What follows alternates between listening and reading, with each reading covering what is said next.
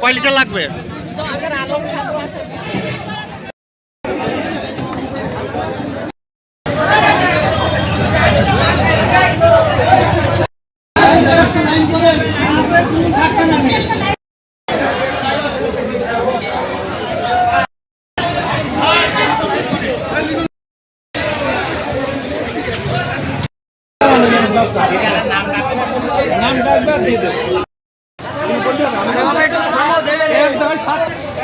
এইভাবে গাদারিংয়ে তেল দেবো না।